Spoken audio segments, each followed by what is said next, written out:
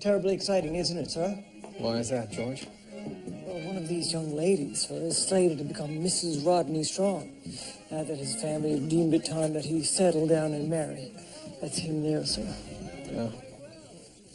Although rumor has it that he's been peculiarly uninterested in entertaining the company of young ladies up to this point. Oh, is he... Shy, sir. Extremely shy. An unusual trait, given that he's widely considered the most eligible bachelor in the entire city of Toronto. The whole country, I reckon. Thank you for coming. I know that for a modern woman like yourself, such events must seem rather old-fashioned. It's nice to have a night out on occasion. I had no idea that Toronto was such a genteel city. Oh, we're very sophisticated. Some of the most eligible young ladies in the city, sir, are vying for the prize. Sir, this is Madeline Wellwood, eldest daughter of Ralph and Millicent Wellwood. Oh, the mining family. Yes, that's right, sir. Excellent. Not really considered a contender, though. And I must say, Toronto society has been most welcoming. We're Canadians. We always are. Oh, this could be troublesome. This is Jenny Berridge. Suffice to say, there was little love lost between her and the other young ladies, who, by the way, sir, have all taken up residence in this hotel for the festivities over the next few days, apparently because none of them want to let each other out of their sight. I'm grateful they included Elizabeth. I know she was loath to miss the London season. We're English aristocracy. As such, you and Elizabeth are already celebrities. I appreciate that. But I must admit, I hardly thought we'd be arriving in the middle of a marriage lottery. Oh, this is unfortunate. Irma Fairhurst, sir. 23 years of age, sadly, past her prime. In fact, they say the only reason she's in attendance at all is because her family are picking up the cost of the entire event. George, how do you know all of this? Madge Merton, sir. Her page for women in the Toronto Daily Star is essential reading for anybody who wants to know the ins and outs of Toronto society. Ah, Faye Sloan, sir. They say she has cut many to the quick with her razor-sharp tongue. In fact, Madge Merton says there is a movement afoot to have her tongue registered as a deadly... All right, that's enough. Of course, sir. I'm just trying to edify you, sir, in case you're called upon to socialize me. There she is. Doesn't she look lovely? She does. I must say this eligible bachelor can do a lot worse than my Elizabeth. I thought you said you didn't know about Mr. Strong's necessity to marry. Oh, I didn't. But if he has to marry, just look at her. This is it, sir. This is the big moment. Ruth is about to make her appearance. Ruth? Sir, Ruth Embry. Only the odds-on favorite to win the bachelor's hand.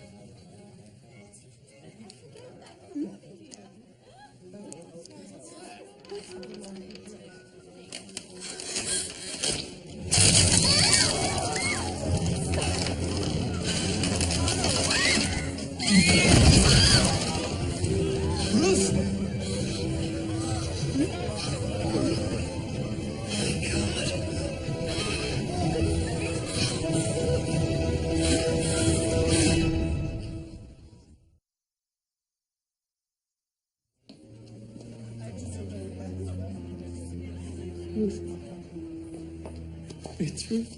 It's my Ruthie. Oh, Rodney, I'm so sorry. If there's anything I can do. She was lovely, and I'm so, so sorry, Rodney. If there's anything I can do to comfort you, anything. Look at those two. About as subtle as a couple of dollymops. This is horrible. Of course it's horrible. Ruth was my friend. But who would do this to her? Who? One of you three, of course.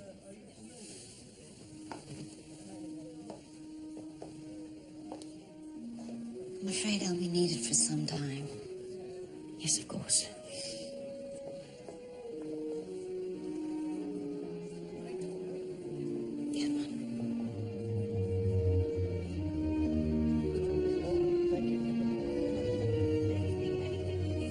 How would she end up here? Someone she knew could have lured her up here. The only way in is through the door we entered. The manager said that they were doing repair work on the ceiling. The lath and plaster could have given way when the blood wakened it. A most unfortunate time. You know, sometimes I'd give anything for just a quiet evening with my wife. As would I.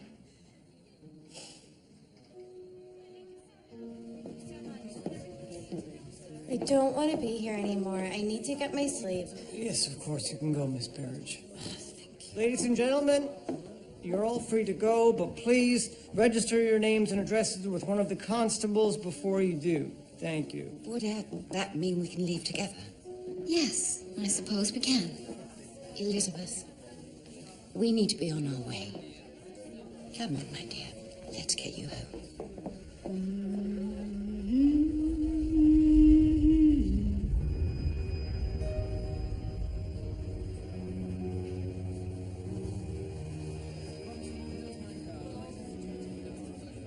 It's absurd. What is? Well, surely your husband doesn't think any of these young women capable of murder. Anyone is capable of murder.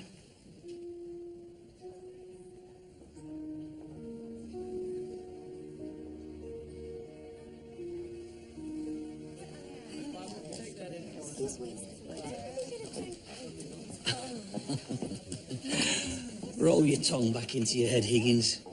Sir, I wasn't. So this strong chap, he's got the pick of the bunch, has he? So I've heard, sir. Lucky bugger. Who's the one sitting down? It's Lady Elizabeth Atherley, sir. She's the daughter of a friend of Dr. Ogden's from England. Atherley. I've heard that name. And her mother is Lady Suzanne Atherley, sir. Ah. You've not packed that in then yet? No, sir. Well, if you're gonna smoke them, make sure you get something other than those bloody cabaggios. Smell worse than my sweaty old jockstrap. Not likely to impress the ladies.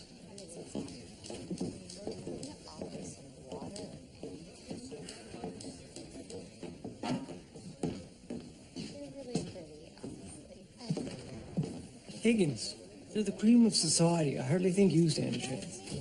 Well, then introduce me to one of the girls who danced with his balloon at the Star Room, George. Probably have better luck there. Like who? Doesn't matter to me. See, Higgins, that could be your problem. You don't care what kind of woman you're with as long as you're with one. Women notice something like that, you know. Thanks for your help, George. Henry, What? you've lit the wastebasket on fire again. You better be careful with those things. You're gonna burn the whole station house down.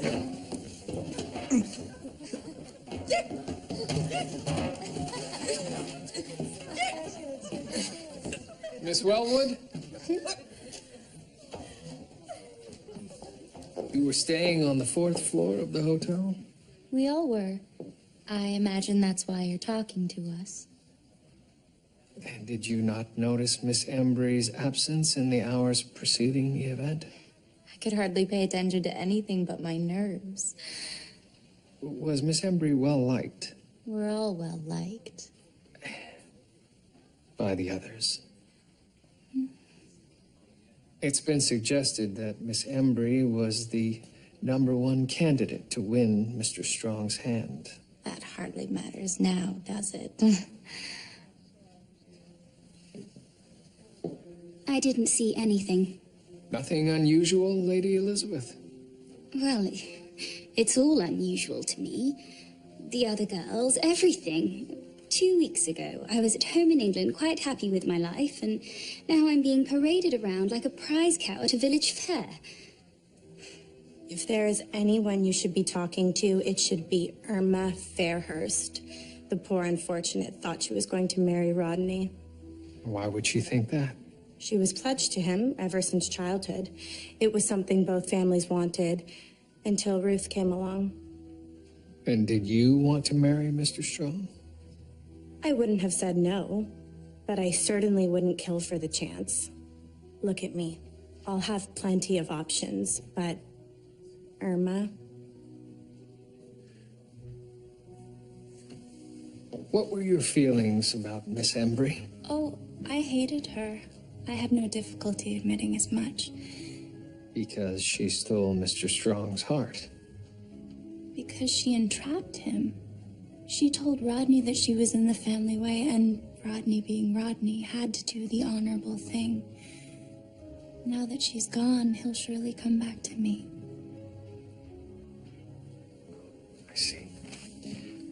That's not true at all.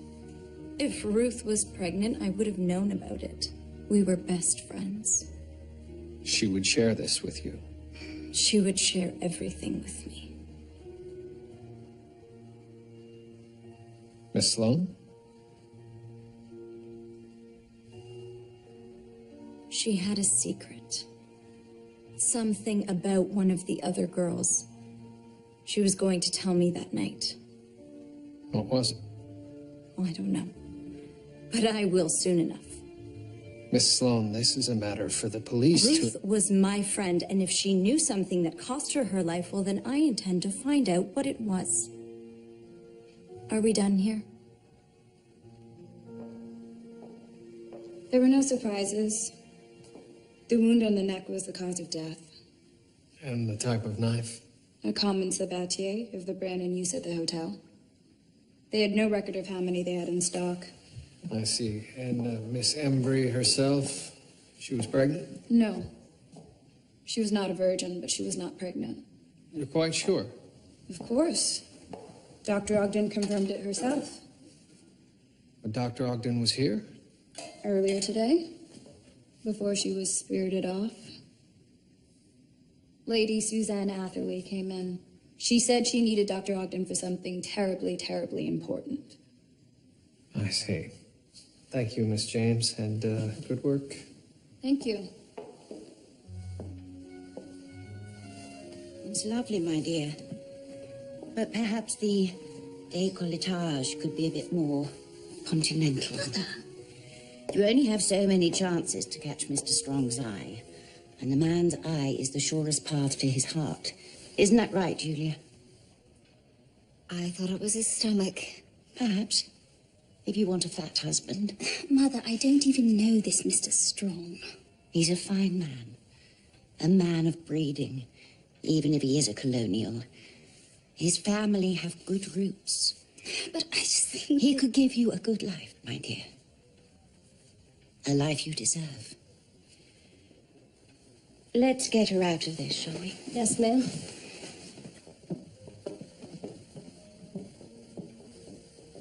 I suppose it's good fortune that Ruth Embry is dead. No, Julia. It's horrible. But if I've learned anything in this life, it's that one must always move forward and play the hand that one is dealt. If death has provided Elizabeth with this opportunity, then we must act upon it. And what if she doesn't see it as such? She's only a young girl. She hardly knows her own mind. Mother! Just a moment. Now don't go acting all holier than thou, Julia. When both you and I know how ruthless you can be when push comes to shove.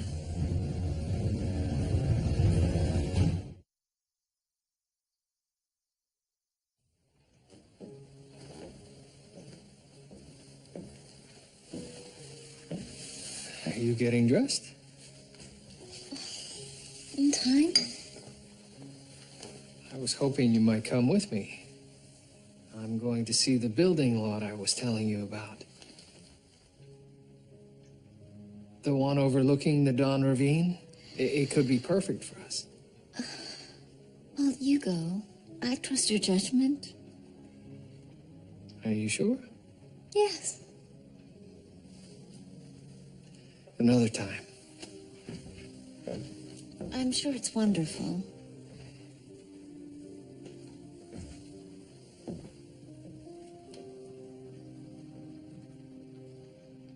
You and Miss Embry were close? More than close. I was going to marry her. One of the ladies suggested that Miss Embry was carrying a secret, one that may have cost her her life. What was it? I was hoping you might enlighten me. I'm sorry. Did Miss Embry try to force your hand? What are you suggesting? Did she force you to marry her? Heavens, no. Did she tell you that she was with child? No. Was she?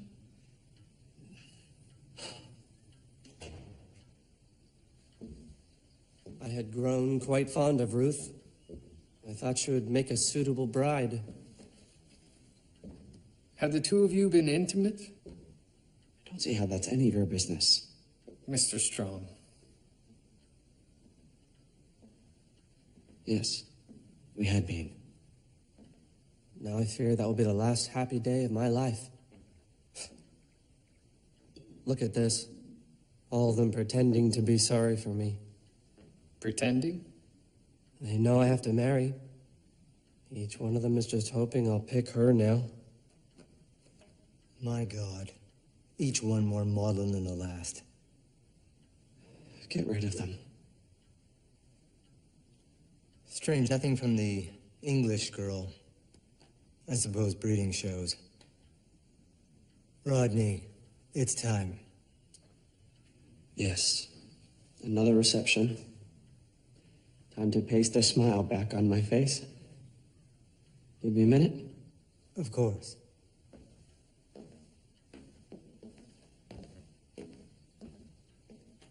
He's a good man, Detective. His heart is heavy, but he'll recover. It seems odd that he would have to go through with all of this after the woman that he loves just died. I don't know that he loved her. She was simply his first. And he will honor his commitment to his family. That's more important. Who would have the most to gain from Miss Embry's death? Any one of them. The Strong's family fortune is considerable. Of course. Thank you. Rodney, we should get a move on. Rodney?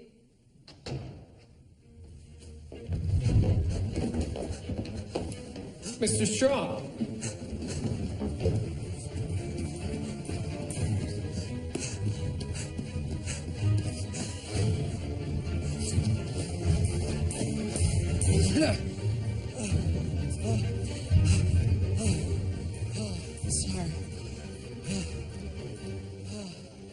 Sorry? Just the circumstances of my life. And at times, just feels too much. I wish I could disappear. Then why marry? I have to.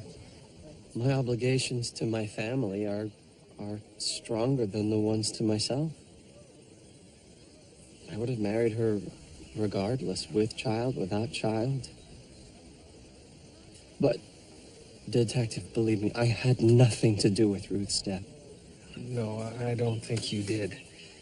But in the future, when the police come calling, don't run.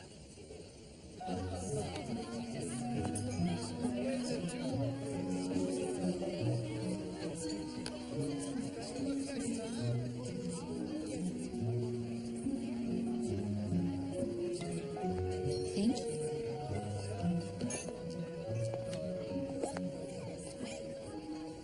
Poor Irma. Why do you say that? Have you seen her face? She has broken out in the most terrible case of hives. That's so unfortunate. I certainly hope it wasn't the cold cream I loaned her. Here he is.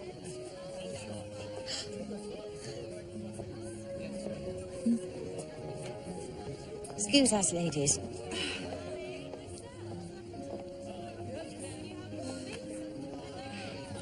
Mr. Strong, forgive me for being forward, but I don't feel we've been formally introduced. I'm Lady Suzanne Atherley. How do you do? This is my friend, Dr. Julia Ogden, and of course you've met my daughter, Elizabeth. Welcome to Canada, Lady Elizabeth. Thank you. I do hope this evening will be less trying. It would give me great pleasure if you would join us. I should circulate. Yes, I'm sure. But we won't keep you long.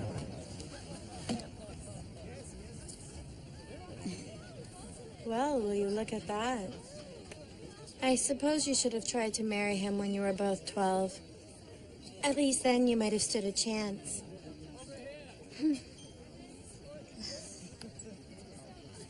You look like you want to be here as much as I do. Obligations. I know exactly what you mean. Family is often equal blessing and burden. And sometimes less than equal, I'm afraid. That's true. But there's nothing to be done about it. It being the one part of life that you can't choose.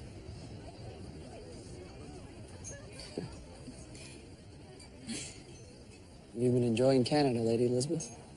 Yes. It's lovely. Even though I've only been here for such a short time, I could imagine a life here. Do you think they're hitting it off? For your sake, I hope so. Oh, it's not for me. It's for her. Everything I do is for her. That's what family does.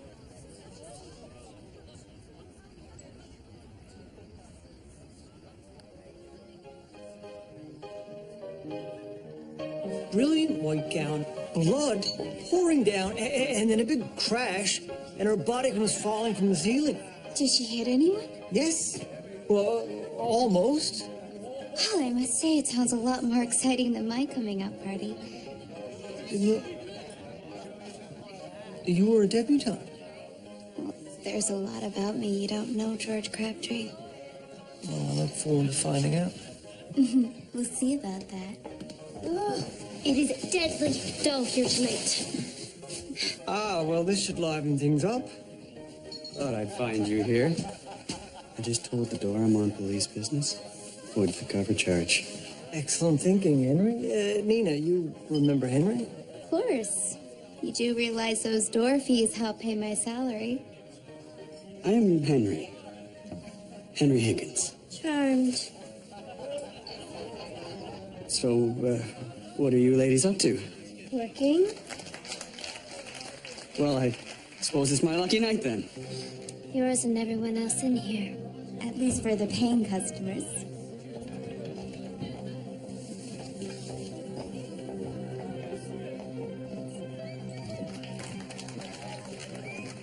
What did she say her name was? I don't think she mentioned it to you, Henry. Higgins! Oh, for the love of it. We're not just going to burn down the station house. We're going to burn down the entire city.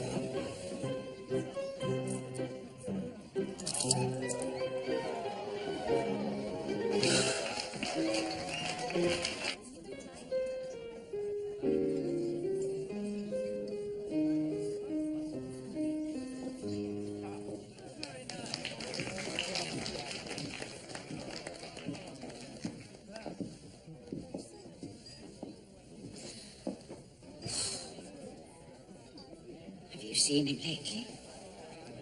Who? Mr. Strong. Haven't really been paying attention.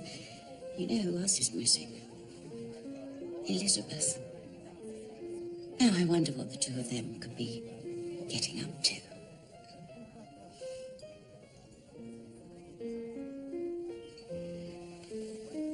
think I'll see you back at the hotel. I'll see you there.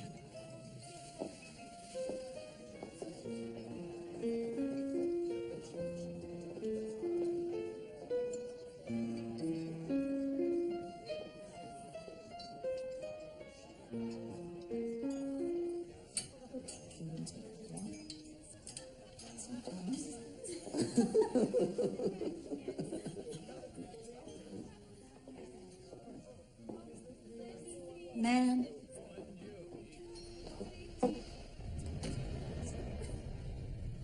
Beautiful, isn't it?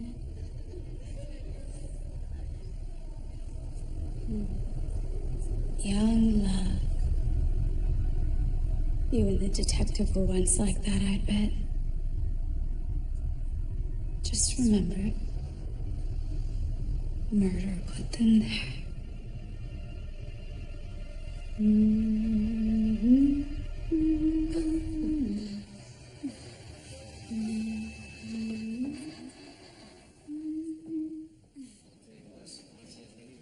So all you have are some photographs of pretty girls?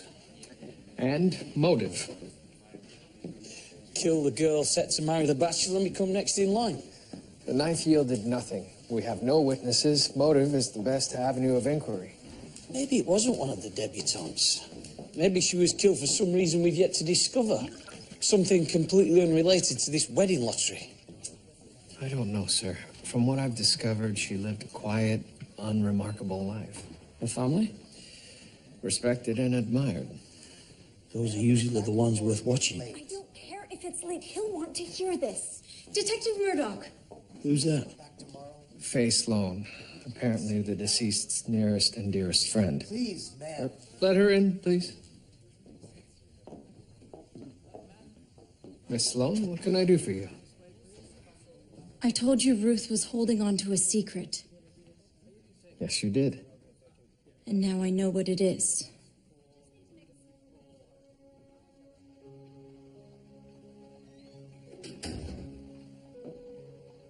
Julia?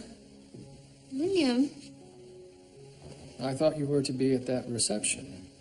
I was. I had enough. And Lady Atherley?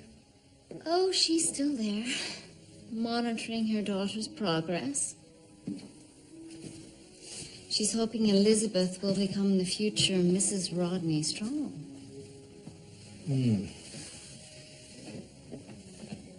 Julia, I need to bring your friend in for questioning. Lady Atherley may not be exactly what she seems.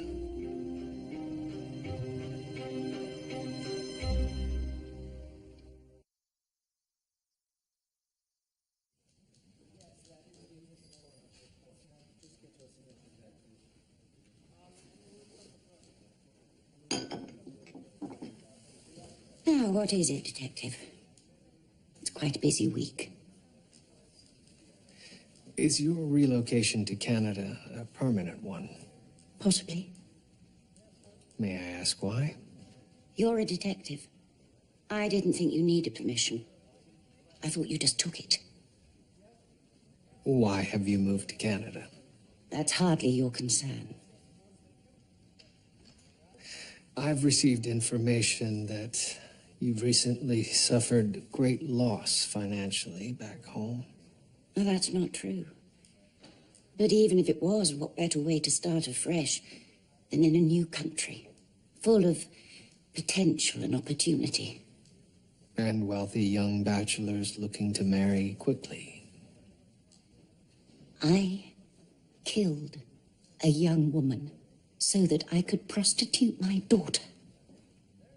Your words, not mine. No, sir, but they are your insinuations, as they are those of Miss Sloan. Miss Sloan asked some friends of mine back home about our situation. They wired me to notify me of her inquiries. I see. I'm surprised you believed that little snoop. You deny her claims? While my family's financial situation may not be as robust as it was while my husband was alive, We retain one thing we shall never surrender. Breeding. I'm not quite finished, Lady Atherley. I was with your wife in the hours leading to that poor girl's death. I could hardly have been aware of the situation regarding Mr. Strong's need to marry prior to my arrival in this country. Now, are we finished? Thank you.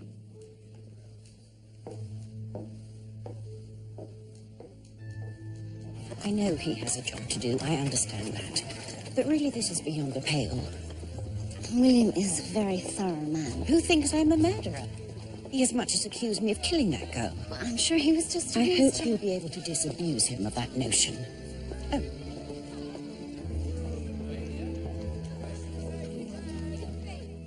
I was doing my job. Well, I told her as much. But?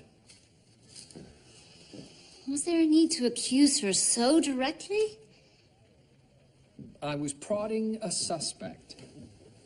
The same as I've done 100 times. Should I have gone more easily on Lady Atherley because she's a friend of yours? I suppose not.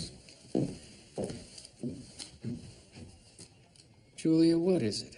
What's troubling you? Nothing.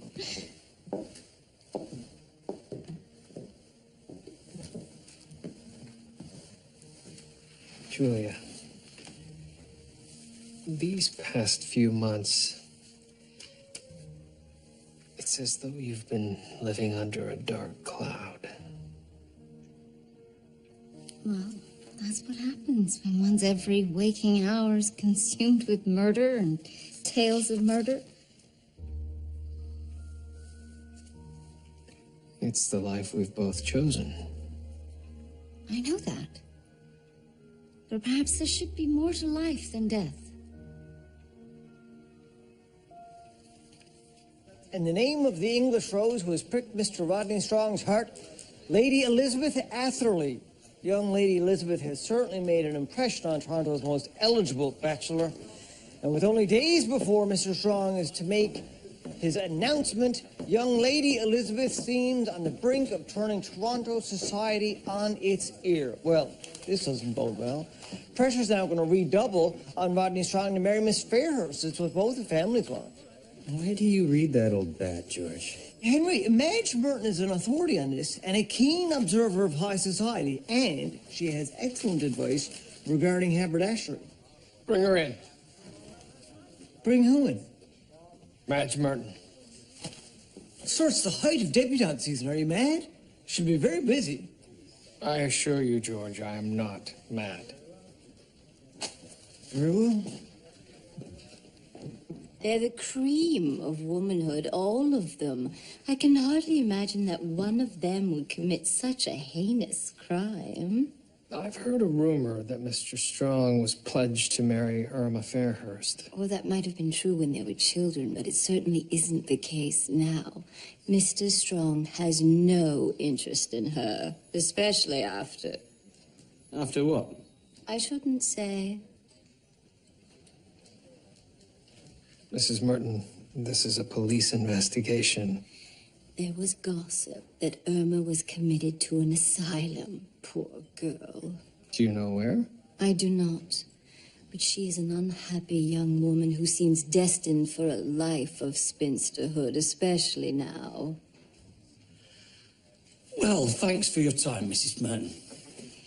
You will keep me abreast of future developments. My readers are keenly interested in this story. Oh, you'll be the first to know. And Detective, the readers would love to know about your and Dr. Ogden's marriage. I prefer to keep them guessing. Shame. I'll ask Dr. Ogden about Miss Fairhurst. Murdoch, if you have a minute, have a seat. Sir? How is the missus, if you don't mind me asking? Sir? 2 weeks ago, when the Board of Control denied her request for additional funding for the morgue, I would have expected to see her in here all guns ablaze. Instead, not a dicky bird. Perhaps she already knew that she'd been denied. It's never stopped her before. She's not the type to take no for an answer. Well, sir, she has been different since the incident with Eva Pierce, but I've spoken to her about it, and she assures me that she's fine.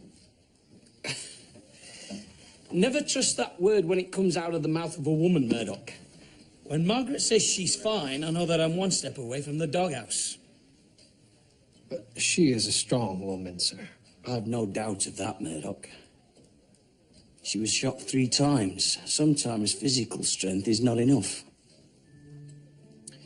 I'm sure she'll get through this.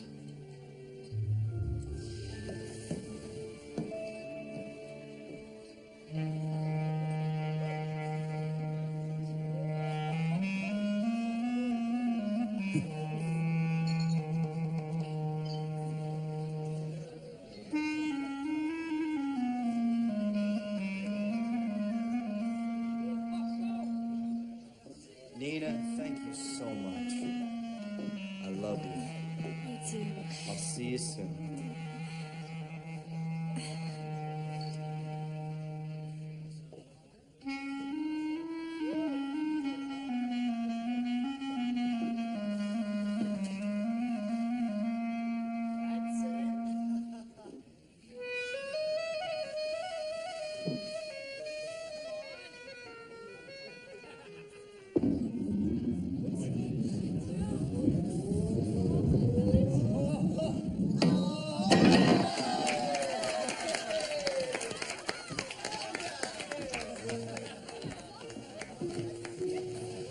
If looks could kill.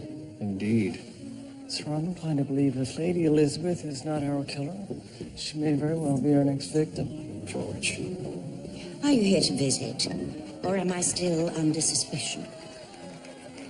The investigation is proceeding. Where might Julia be? Didn't she tell you? She declined to come. Said she wasn't feeling well. I see. Thank you. Thank you. Sir. George, I may have to excuse myself. Something unusual, sir? No, Dr. Ogden isn't feeling well. Sir, one of the debutantes is not here. Which one? Faye Sloan. In fact, I haven't seen her all evening. Keep an eye out for her. Right.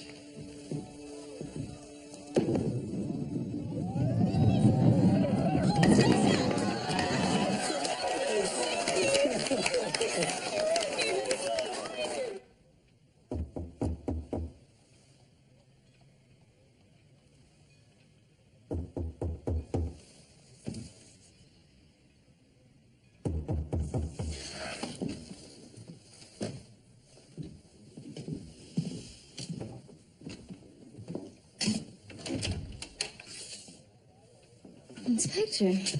Good evening, Doctor. I was wondering if I could have a word. I know it's hard to shake, but there's no shame in it. In what? Fear. You know that I felt it. You helped me get over it. You did that yourself. I had little to do with it. Still, Doctor, if there's anything troubling you... Inspector, there's nothing troubling me. You were almost killed. And I wasn't. I'm not afraid of anything. Just feeling a little blue. Perils of being alive, I suppose. You're lying.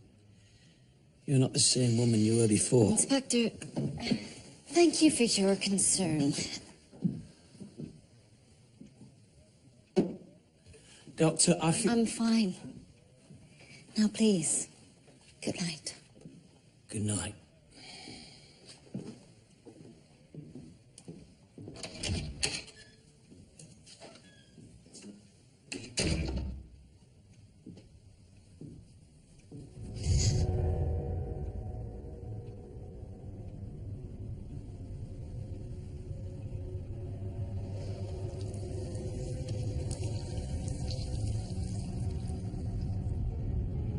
course you're fine. You're the one that's still alive.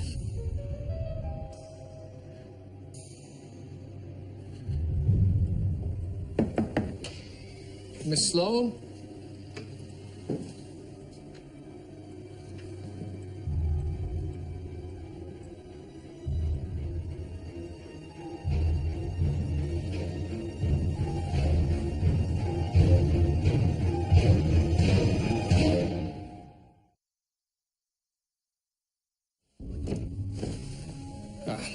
Miss James? Unless the cause of death is a surprise, I'd say it's as plain as the nose on her face. Still, due diligence, please. Of course. But I must say, I never knew there was so much peril in being young, rich, and white.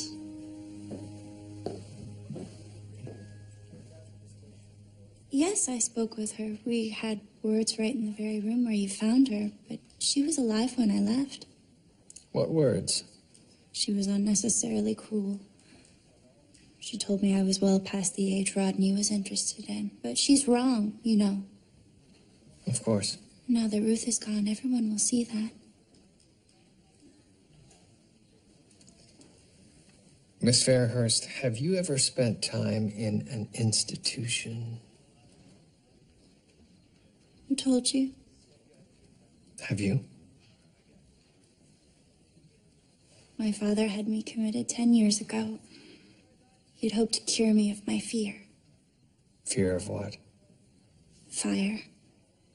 He took up smoking when I was a young child. There was an incident. He fell asleep and lit our house on fire. All of my dollies were destroyed. I couldn't imagine their suffering. After that, I found the idea of smoking intolerable, and it gave me nightmares. And did he not stop? It has a hold on him. So he sent me to the asylum to cure me.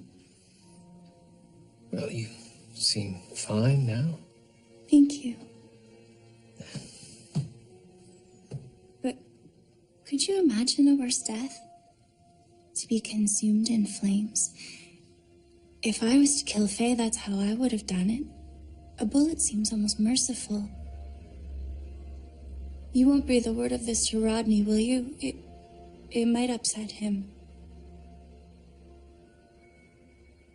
So she's a nutter? Perhaps. But if she intended to kill those two out of malice, I believe she would have used a different method. So why kill Faye Sloan? She had no interest in marrying Mr. Strong. The only one that seems to have motive for killing her is Lady Atherley. Agreed. She knew Faye Sloan was snooping around, all but admitted her situation. Perhaps there is something else she's hiding. I've wired Scotland Yard. A detective there has agreed to look into it for us. Well, the Bobby best get to it. At the rate we're going, there's going to be nobody left to marry this bloody bachelor. Higgins, if this is about Miss Hall... it's not about... Because she's clearly not interested in you. I know that might be a bitter pill to swallow. It's not about Miss Hall. What is it then? See for yourself.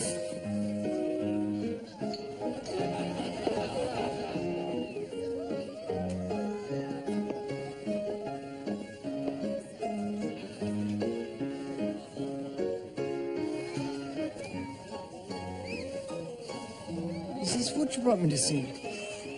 No, George. Higgins, you have to stare. Isn't that the point?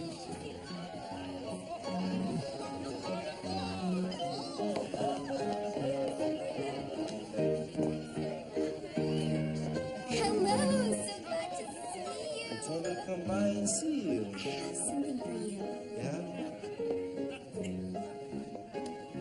Here. Thank you. Come on. George, I didn't know you were here. No, apparently not. Is he one of the secrets I'm not supposed to know about? Hardly. This is my brother, Samuel. Oh. I see. Sam has just started a new business. I'm giving him a helping hand. Right. Thank you, Nina. You won't regret it. I'll see you out.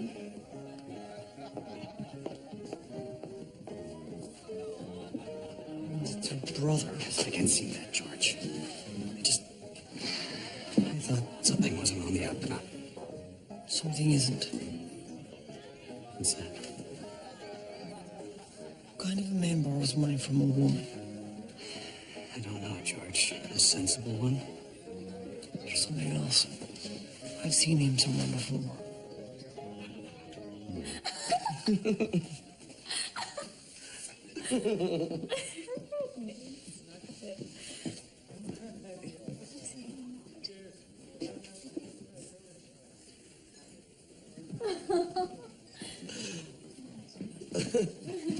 Time to go, Rodney.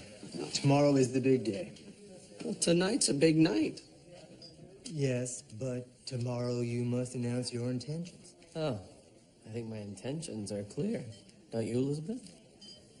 One more drink, Bish. You'll join me. I'll leave you to it. Detective Murdoch, Lady Elizabeth, Have you found anything about what happened to those poor girls? the investigation is proceeding. I don't know how you do it. Surrounding yourself with such tragedy. I think it would break my heart. You are a brave man, Detective Murdoch. Gosh, forgive me for prattling on. I have a big day tomorrow. Yes. One I would have never thought possible. Good night. Good night.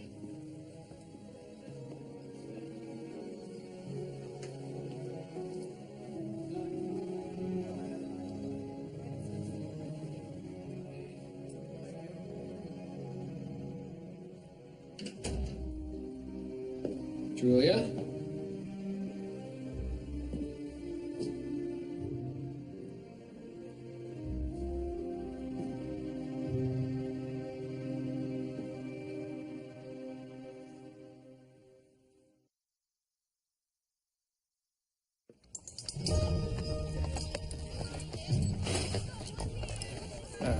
Pardon me. Any response to my wire to London yet? Not yet, sir. The minute you hear something. Of course. I knew it. I knew it. What is it, George? Sir, Nina Bloom's brother. I knew I recognized him. He's a thief. He's a proper scoundrel. I'm going to speak to him. Has he done something wrong? Not recently, sir, but he certainly has in the past. George. Sir, it's a personal matter. I need to have words with the man. Miss Bloom lent him a considerable sum of money, sir. George seems unreasonably upset about this. Henry, keep an eye on him. Sir.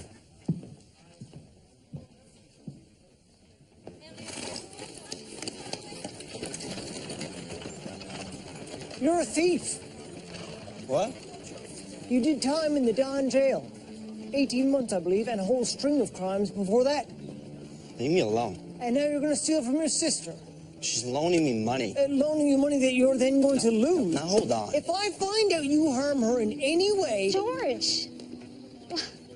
What is going on? He wants me to give you your money back. You'll do no such thing. George, what makes you think that this has anything to do with you? I'm just trying to look out for you. And I don't need your help. This is family business, not yours. Now, if you don't mind, I'm going to go back to helping my brother open his business. Nina. Nina! George. Let's go.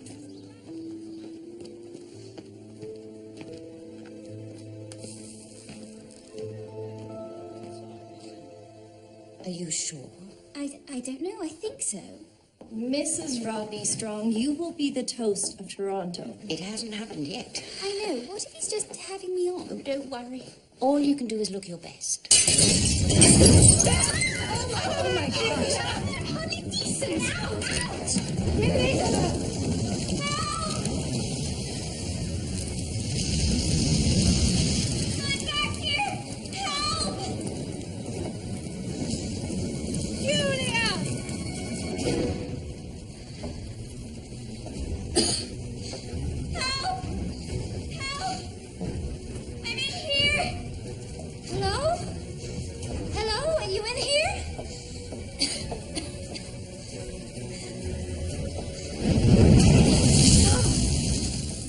You're here.